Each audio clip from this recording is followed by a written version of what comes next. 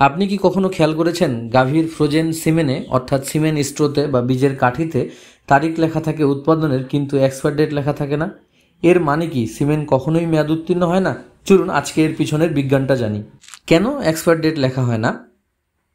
Frozen cement -196 degree Celsius তাপমাত্রায় তরল নাইট্রোজেনের মধ্যে রাখা হয়, আর এ অবস্থায় জীবকোষের কোনো রকমের কার্যকারিতা থাকে না। ফলে সিমেন্ট অকার্যকর হয়ে অনির্দিষ্টকাল পর্যন্ত এভাবে সংরক্ষণে রাখা যায়। এ কারণে এতে এক্সপায়ার ডেট লেখা হয় না। উৎপাদনের তারিখ কি এতে দেওয়া গুরুত্বপূর্ণ?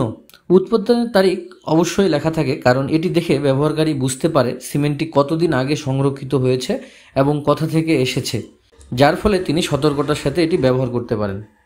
তাহলে কখন সিমেন্ট নষ্ট হয়? এক্সপায়ারের মূল বিষয়টা আসলে সংরক্ষণের মানের উপর নির্ভর করে। যদি সিমেন্ট বারবার তরল নাইট্রোজেনের বাইরে আসে এবং ট্যাঙ্কের তাপমাত্রা ঠিক না থাকে, তাহলে সেটা নষ্ট হয়ে যায়। আর সিমেন্ট যদি ভালোভাবে সংরক্ষণ করা থাকে, তাহলে তার কার্যকারিতা নষ্ট হয় না। বিশ্বব্যাপী এর নিয়ম কি?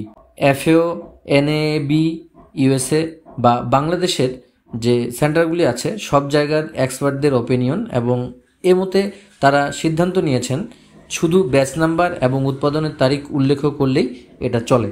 কোন সিমেন্ট ব্যবহার না করাই ভালো? যদি স্ট্রোয়ের রং পরিবর্তন হয়ে যায়, স্ট্রো লিক বা ফাটল ধরে, বা সন্দেহ হয় যে সঠিকভাবে সংরক্ষণ করা হয়নি, তখন ব্যবহার করার থেকে না করাই উত্তম। সঠিকভাবে সংরক্ষিত ফ্রোজেন সিমেন্ট কোনো নির্দিষ্ট এক্সপায়ার ডেট নেই, তবে ব্যবহার ও সংরক্ষণের সচেতনতা থাকলেই এর গুণগত মান নিশ্চিত করা সম্ভব।